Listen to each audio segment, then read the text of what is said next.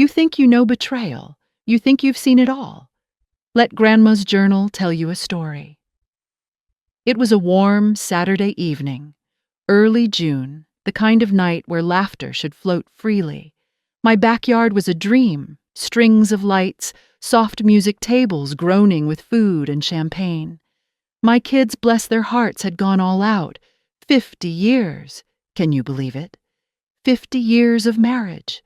Everyone thought it was a beautiful milestone. I stood near the podium in a cream-colored dress, my silver hair in a gentle bun. I looked calm, serene even. Arthur stood beside me in his navy suit, clutching his glass, his hand trembling just a bit. I touched the microphone. The crowd hushed. All eyes on me. Thank you all for being here tonight. 50 years. It's a long time. Half a century of waking up next to the same person, laughing, arguing, sharing, forgiving. The crowd smiled, some couples nodding. I smiled too, but it didn't quite reach my eyes. Arthur and I met at a diner when I was just 19. He had a crooked smile and a bad joke about meatloaf. I laughed, and somehow that laugh turned into a lifetime. Guests chuckled. Arthur even laughed, but his eyes darted to the far corner of the yard, where a woman stood quietly sipping wine. It was Brenda, our friendly neighbor, a longtime widow. Everyone assumed she was harmless, just part of the neighborhood furniture. My voice remained steady. Over the years, we built a home, raised children, buried our parents, and forgave each other for so many things. I paused. But some things, I added, looking at Arthur, now my gaze locking on his, some things can't be forgiven. The mood shifted. A quiet tension rippled through the crowd. Arthur stiffened. Brenda slowly lowered her wine glass. I lifted a small remote and clicked. A screen behind us, previously showing a looping slideshow of old family photos, suddenly changed. The next photo wasn't from our honeymoon. It wasn't even of our family. It was grainy, black and white, taken from a distance, but clear enough. It showed Arthur standing outside Brenda's back door, kissing her. Gasps echoed around the yard. Someone knocked over a glass. I didn't flinch. I looked directly at my husband. You told me you were helping her fix her garden bench, but it wasn't the bench you were nailing. 3 months before that party, I was folding laundry. That's when I found the first crack in the mirror of my marriage. It was a small thing. A text notification on Arthur's phone. He'd left it charging on the kitchen counter, face up. I didn't mean to look, but it lit up right beside me. Just one message from B. It read, "Same time tomorrow. I'll wear that dress you like." At first I told myself it was nothing, maybe a joke. Maybe Brenda had meant to text someone else, but that tiny, quiet seed of doubt had already taken root. Arthur had been acting different for a while. He used to sit and drink tea with me after dinner, watch the news, argue about politics. Lately, he would leave the house without saying where he was going, mumble something about helping Brenda with her lawn or fixing her shed. He'd come back smelling like her, perfume that I never wore. He started sleeping on the edge of the bed facing away from me, sighing when I touched his shoulder. One afternoon, while he was at the grocery store, I opened the bottom drawer of his nightstand. It had always been messy. Loose change, old receipts, candy wrappers. But tucked in the back corner was a small envelope, sealed and slightly worn. My fingers shook as I pulled it out. It was addressed to my love, in handwriting I didn't recognize. No name, no date. Just that simple message. I didn't open it. Not yet. Instead, I slid it into my own drawer and started a small pile. Over the next few weeks, the signs piled up. I found a silver bracelet under the couch, too small for my wrist. I noticed Arthur had set a new password on his phone. He said it was to keep the grandkids from playing games on it, but he always kept it turned over. Now, one Sunday, when he claimed he was at the hardware store, I drove by Brenda's house. Arthur's car was parked outside. I didn't confront him. Not yet. I needed more. I needed the truth to hurt him, the way his lies had started to hurt me. So I waited and planned and watched. It was a Tuesday morning when I made the decision. I was tired of pretending, tired of second-guessing myself. I no longer wanted to be the wife who smiled through shame. So I picked up the phone and called a name I never thought I would need. Ethan Miller, a former police officer who now worked part-time as a private investigator for suspicious spouses and angry landlords. Ethan arrived at my door the next afternoon. He was in his late 60s with sharp eyes and a face carved by years of disappointment. He didn't ask me why I wanted to hire him. He already knew. I handed him a small folder I had put together. Photos of Arthur's car parked near Brenda's home, screenshots of suspicious messages, the sealed envelope I still hadn't opened, and a handwritten timeline of the last 2 months. Ethan flipped through the papers, then looked at me. "You want the truth or just enough to embarrass him?" I didn't blink. "I want everything, and I want proof." For the next 3 weeks, I lived a double life. In the mornings, I baked cookies for the neighbors and chatted with my grandkids over FaceTime. In the afternoons, I waited for Ethan's updates like a woman waiting for lab results. Each report cut deeper. Arthur had been visiting Brenda's house every Tuesday and Thursday. He'd started going inside around 2 p.m. and wouldn't leave until nearly 5. Sometimes he brought flowers, sometimes wine. One afternoon, Ethan sent me a photo. Arthur and Brenda sitting on her back porch holding hands like teenagers. Another showed them kissing in Brenda's living room. Lights dimmed, blinds barely drawn. They weren't careful. They didn't think they needed to be, but what broke me wasn't the physical betrayal. It was the letter Ethan found in Brenda's trash. It was torn in half, crumpled, but legible. A draft of something deeper, something more dangerous. "Arthur, I'm tired of sneaking around. You said she would be gone by summer. If you don't tell her, I will. I love you. I can't be your secret anymore." I sat on the edge of my bed, the letter in my lap, hands frozen. I felt something shift inside me. Not sorrow, not jealousy. Something colder, something louder. I realized in that moment that my husband hadn't just betrayed me. He had planned to erase me. 50 years, a whole life together. And he was ready to toss it like an old receipt. I didn't cry.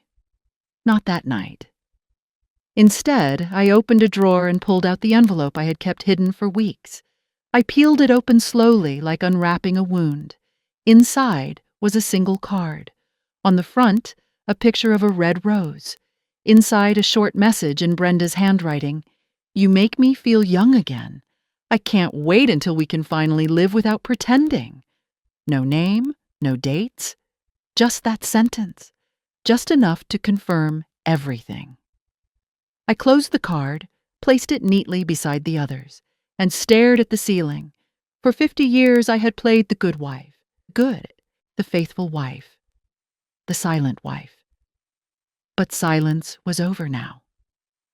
I picked up a pen and started writing my anniversary speech, line by line, lie by lie. The next morning I stood at my kitchen window stirring a cup of tea. My eyes fixed on Brenda's house across the fence. The rose bushes between them were in full bloom. From a distance, everything looked calm, normal, peaceful. But underneath, things had shifted. Something had changed inside me. Something final. I was no longer just waiting for the storm to pass. I was the storm now. Arthur came down the stairs whistling. He kissed my cheek and asked if I wanted to join him for a walk later. I nodded with a soft smile. I had spent my whole life pretending. One more smile wouldn't hurt. That day, while Arthur was out helping Brenda with her storage boxes, I started making calls. I reached out to my oldest son, David, asking if he could help set up a digital slideshow for the party. I told him I wanted something special. "Not just the usual photos," I said. "I want to tell a story." David was happy to help. He said he'd bring his laptop next weekend to organize everything. I smiled and said, "Thank you."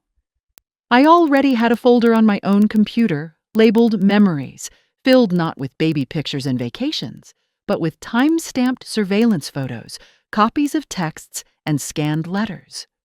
I renamed the folder Golden Years MP4 and hid it inside another folder marked Anniversary Songs. 2 days later, Ethan Miller dropped off a flash drive. "It's all there," he said, his voice low. "Photos, a couple of videos.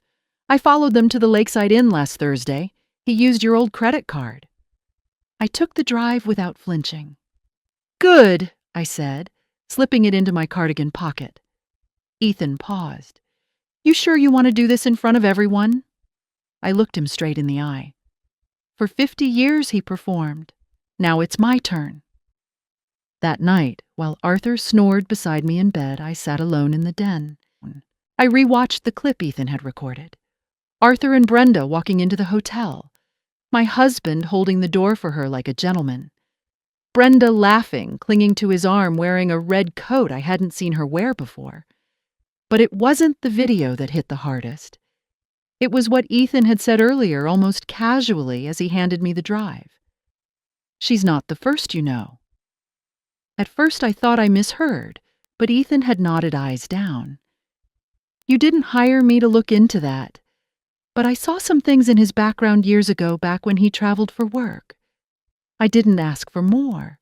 I didn't need more. I realized that the man sleeping upstairs, the man who had kissed my forehead every night for 5 decades, had likely never stopped betraying me. Brenda wasn't the beginning. She was just the last one stupid enough to believe she'd win."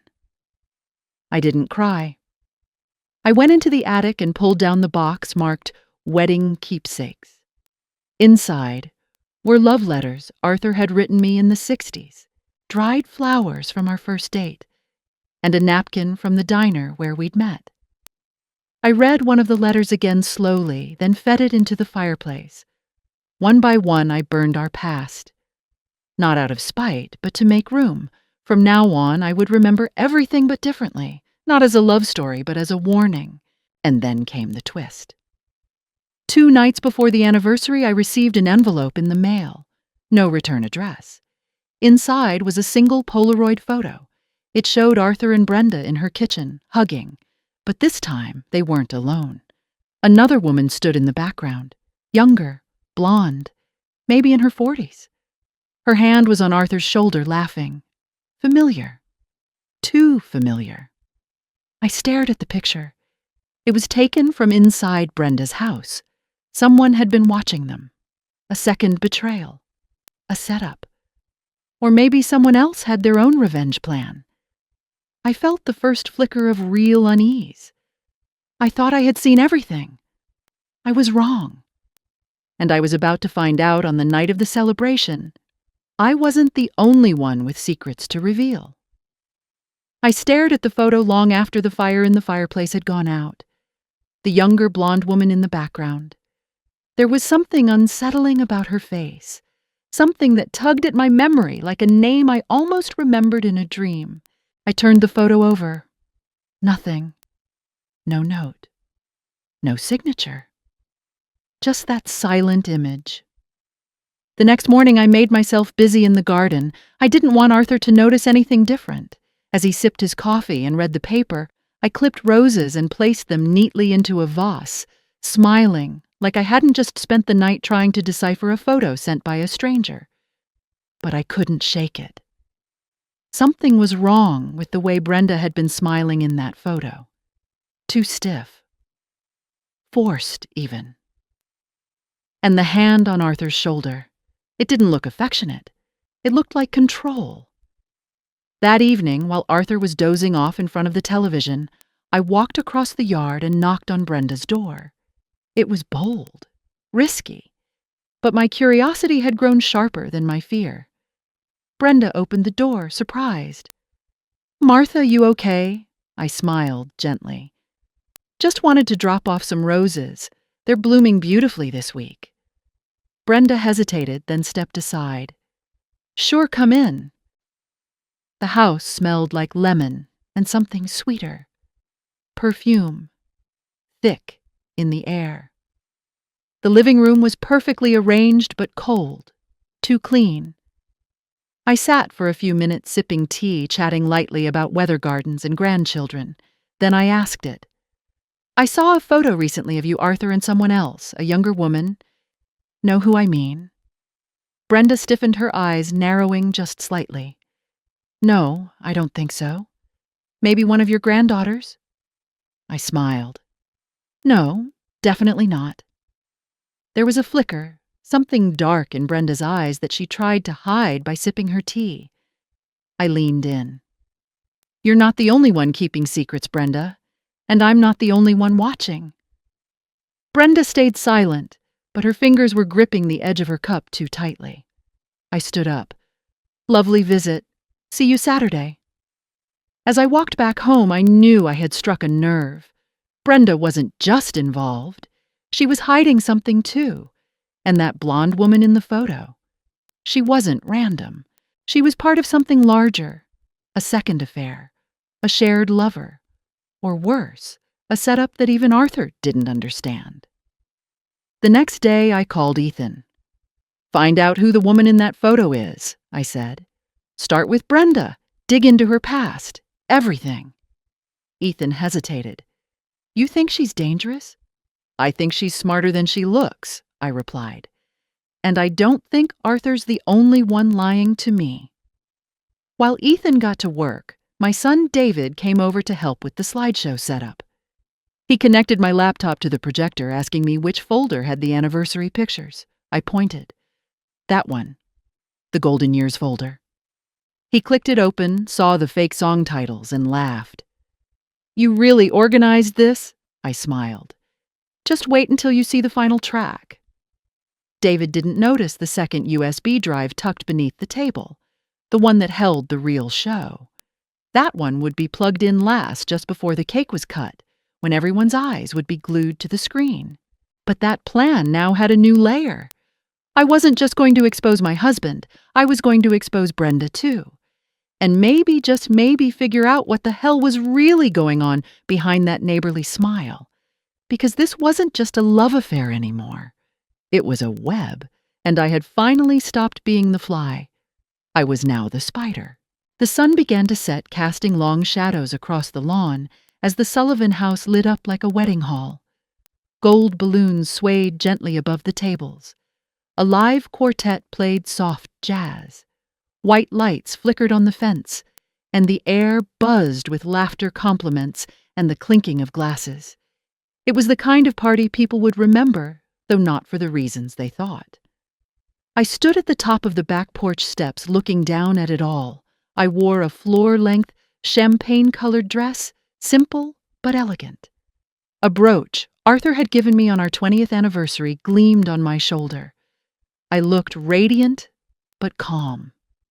Too calm. Like a match waiting to be struck. Arthur moved through the guests, smiling, thanking everyone for coming, hugging old friends. He seemed lighter than he had in weeks. Maybe he thought he was finally in the clear, that the deception had been buried beneath decades of loyalty and my quiet nature. He was wrong. Brenda arrived late. She wore a navy blue dress and her signature red lipstick. Her smile was bright, but her eyes flickered nervously the moment she saw me. It lasted only a second, but I caught it. I had become an expert at reading cracks in smiles.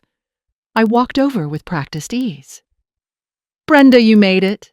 Brenda nodded. Wouldn't miss it for the world. I leaned in slightly. No, I bet you wouldn't. As Brenda turned toward the drink table, I whispered low and cold, You're not the only woman Arthur lied to. Brenda froze for just a second. That was all I needed. The evening moved forward like a parade of perfection. Guests gave short toasts, laughing over memories. Grandchildren performed a song. Family members cried. The air smelled of roses and roasted lamb, but underneath it all a pulse was quickening, a slow, steady rhythm of dread. And then it was time for the final toast.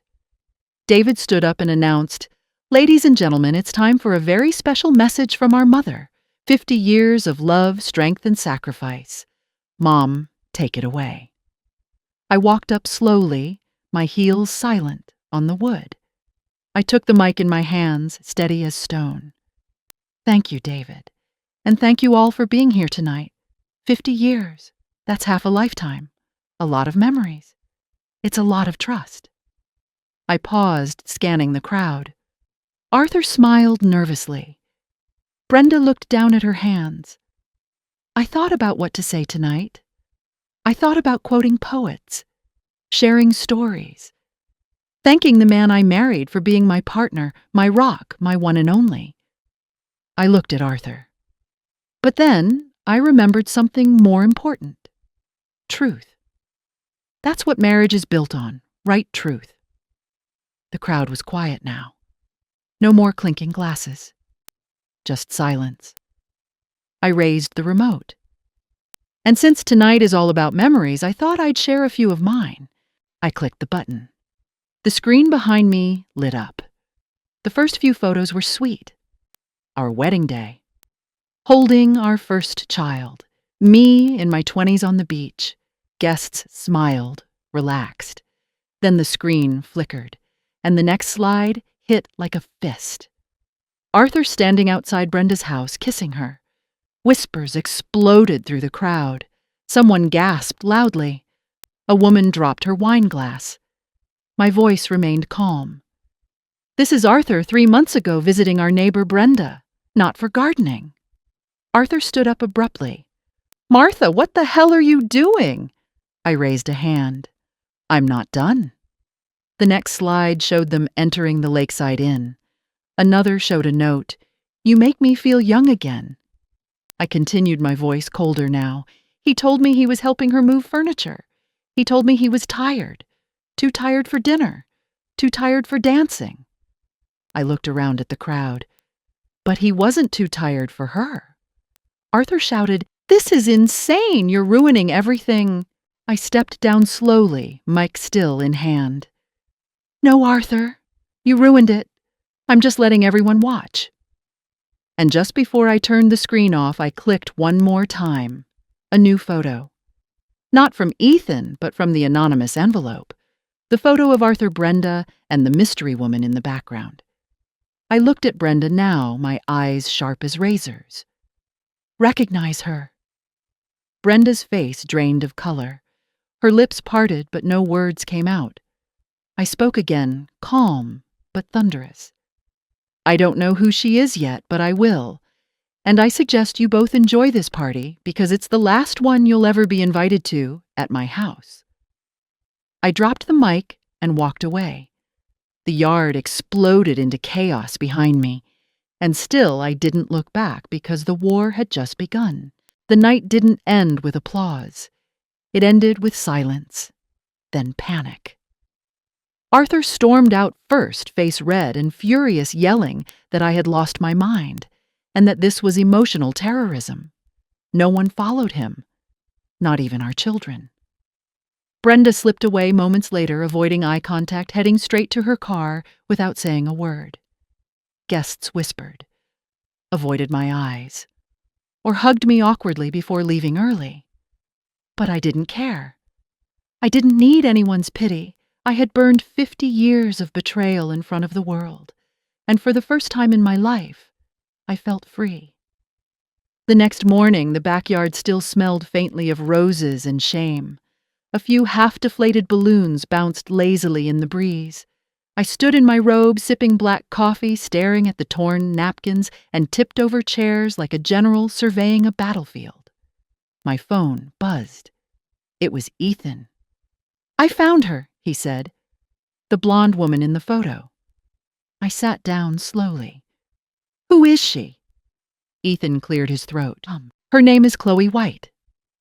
43. She used to live 2 towns over. Guess what? She's Brenda's niece. I blinked. Niece not by blood. Her brother's stepdaughter, but close enough. Lived with Brenda for about a year back in her 20s. Trouble from the start. Rehab, a DUI, and a minor fraud case 5 years ago. I felt a cold knot settle in my stomach. What's she doing in Brenda's kitchen? That's the strange part. She's listed as working at a private elder care agency, the kind that handles wills, finances, end-of-life planning. I sat up straight. Brenda doesn't have kids. No siblings she's close with. She's not dying. Exactly, Ethan said, but Chloe's signature is on 2 documents filed recently. One of them, a power of attorney form naming her guardian in case of mental decline. The other, a revised will. My stomach turned. Brenda wasn't just having an affair, she was setting something up or being used. And suddenly, the pieces started to shift. Maybe this hadn't been about love at all. Maybe Arthur wasn't just weak. Maybe he was being played. And if Chloe was involved in financial scams before, what else was she manipulating now? That night, I couldn't sleep. I lay in bed replaying every neighborly favor, every potluck dinner, every smile Brenda had given me over the fence. I thought about the photo again. How Brenda's smile didn't look joyful, but trapped. How Chloe wasn't just in the background. She was watching, calculating. It was no longer just about infidelity. It was about money, control, and maybe something far more sinister. So I did what I did best. I made a list. Arthur, Brenda, Chloe, the money, the documents. I would trace every connection, and when I was done, I wouldn't just expose an affair. I'd uncover a scheme. Because betrayal hurts. But manipulation, that's war. I always believed betrayal was personal. An affair, a lie, a hidden letter. But as I stared at Chloe White's name in the documents Ethan sent me, I realized something else. This wasn't just personal. It was calculated. A setup years in the making. I printed out every document Ethan had emailed. The power of attorney, the new will, bank transfers, even a strange notarized letter naming Chloe as emergency executive. Brenda's signature was at the bottom of each page, but something about it looked wrong. Too perfect. Too identical. I reached out to an old friend, Joyce, who had worked as a bank manager before retiring. She came over with reading glasses and strong opinions. This signature, Joyce said, circling it with her pen, was probably copied or traced. The spacing's off. And these forms? This one's real. This one looks adjusted. Joyce looked up. Martha, someone's playing with legal fire here. You should talk to a lawyer. But I wasn't ready for courts, not yet. But I wanted something better than lawsuits. I wanted the truth. All of it. So I called Ethan. I want to talk to Chloe, Ethan. That's not a good idea. Then make it happen. 2 days later, I walked into a quiet coffee shop on the edge of town. Chloe was already there. Younger than she looked in the photo, but with eyes that didn't blink much and a smile that never reached her cheeks. She wore designer sunglasses indoors and stirred her drink like she had better places to be. "You're Martha," she said, without looking up. "And you're the woman in my neighbor's kitchen," I answered flatly. Chloe tilted her head. "What do you want?" "I want to know what you're doing with my husband." "With Brenda?" "With her will." Chloe sipped her coffee. "Brenda's a lonely woman. I help her manage things. She trusts me." "She trusted you enough to give you everything." Chloe finally looked at me. "Arthur didn't fall in love with Brenda. He fell into a trap. You should be thanking me. I was going to keep him and you out of this." I felt my spine go cold. "So you admit it?" Chloe smiled, just slightly. "I admit nothing. I was helping Brenda clean up her affairs. She was confused, frustrated. You know what aging does to people." "Brenda isn't confused," I snapped. "She's scared. I saw it in her face. You're not helping her. You're using her. And if Arthur thought he was seducing a neighbor, he was just another pawn." Chloe stood up and leaned in close. "You're smart, Martha, but be careful. The more you dig, the uglier this gets. Brenda's not the only one with things to lose." I didn't flinch. I've already lost the man I married. I've got nothing left to fear. Chloe smiled. Oh, I think you do. And with that, she walked out. I sat alone, hands clenched. My tea had gone cold. That night I couldn't sleep, and the next morning something else went cold too. Brenda's house, lights off, mail untouched, her car still in the driveway. By noon, police were there. By evening, the word had spread. Brenda was missing. No note. No sign of struggle. Just her phone left on the kitchen counter beside a half-eaten apple. And suddenly, my story wasn't just about betrayal anymore. It was about one disappearance. And I knew deep in my gut Brenda hadn't run away. She had been silenced. For the first time in weeks, the Sullivan house was quiet. Too quiet. No calls from relatives.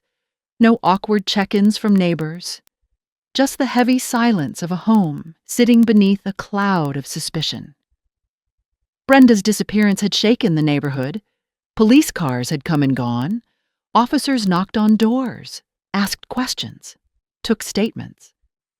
Arthur barely spoke. He sat in his study most of the day, nursing a drink and flipping through old newspaper clippings, like he was trying to escape into the past. I didn't speak to him, not beyond what was necessary. The police called. Dinner's on the counter. I'm not doing this for you, I'm doing it for myself. Arthur seemed smaller now, not the confident man who had lied to my face with charm, but a shadow of that man. A shell. But I didn't trust it. I knew men like him could cry and still be lying, and still no one had seen Brenda. Not her car, not her phone, not even Chloe. But I had seen something else. I had seen enough. I went back to Ethan, armed with every document, every photo, and the cold certainty of someone with nothing left to protect. I laid it all on the table. The altered will, the power of attorney, the hidden relationship between Chloe and Arthur. Yes, that too. Because Ethan had found one last file, a transfer record. $75,000 moved out of a joint account Arthur had opened years ago in a second bank, under the name A.S. Wallace, his mother's maiden name. The transfer had happened 2 months ago. Destination a private account in Chloe White's name. I nearly vomited when I saw it. Did you know about this? I asked Arthur that night. He looked at me with hollow eyes. It was supposed to be a short-term loan. She was helping Brenda. I didn't think it would matter. You didn't think it would matter, I said, my voice trembling. You were funneling money to the same woman who forged legal control over your mistress, and now she's missing. Arthur didn't answer. That night, I packed a bag and left the house. I checked into a small motel outside town, one with no cameras, no noise, and no memories. I needed space, not for grief, but for the final step. I opened my laptop.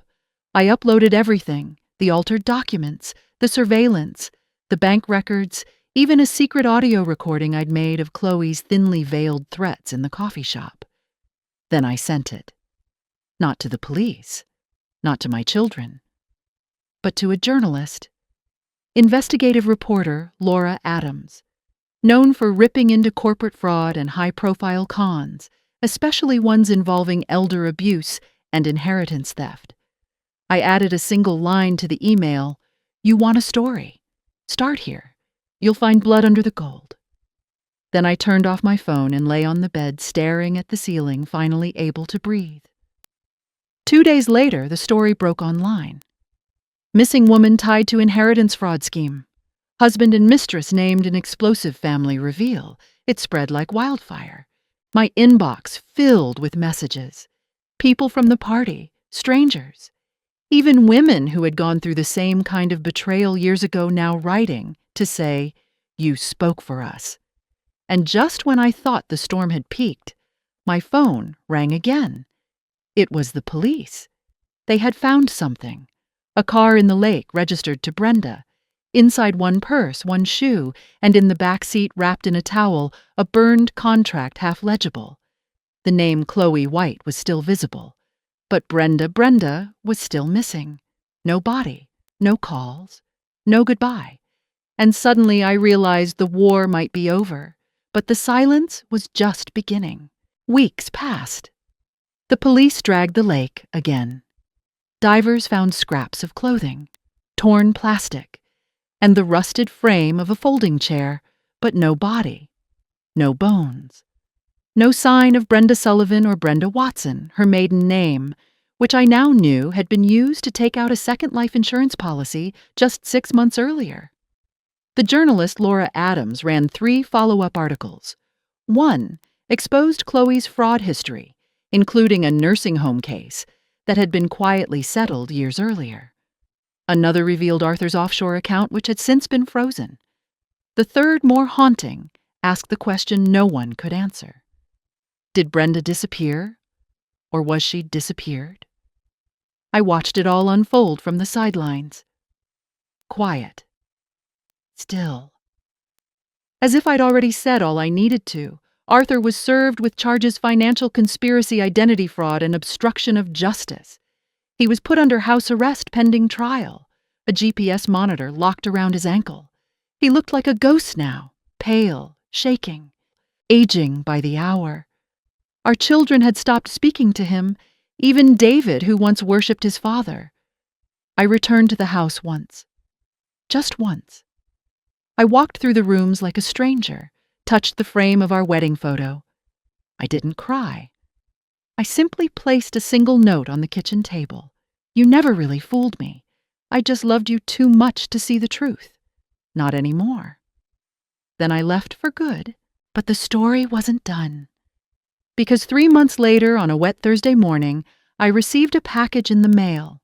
No return address. Inside was a photo of Brenda, alive, smiling, standing on a dock in what looked like Mexico. Behind her, waves, a sunset, and Chloe wearing sunglasses and holding a drink, looking directly at the camera. Written on the back in blue ink, one sentence, "Sometimes to survive, you have to disappear first." I stared at it for a long time. I laughed. Not out of joy, but out of the sick, twisted poetry of it all. Brenda wasn't dead. She wasn't a victim. She had played her part beautifully. The will, the transfer, the missing act, the silence. It had all been part of their plan, a performance of disappearance. And I had delivered the perfect distraction, the spectacle, the storm, the confession party that drew every eye. I had unknowingly helped them vanish. But I didn't regret it, because in the end I had exposed Arthur for what he was, stripped him of power, of pride, of the perfect mask he wore for 5 decades. I had walked out free, not untouched, but awake. And as I looked at the photo one last time, I smiled, because even though Brenda had disappeared, I had survived. And sometimes that's the better ending. Life throws you curveballs, doesn't it? Sometimes the hardest lessons come from the people you thought you knew best.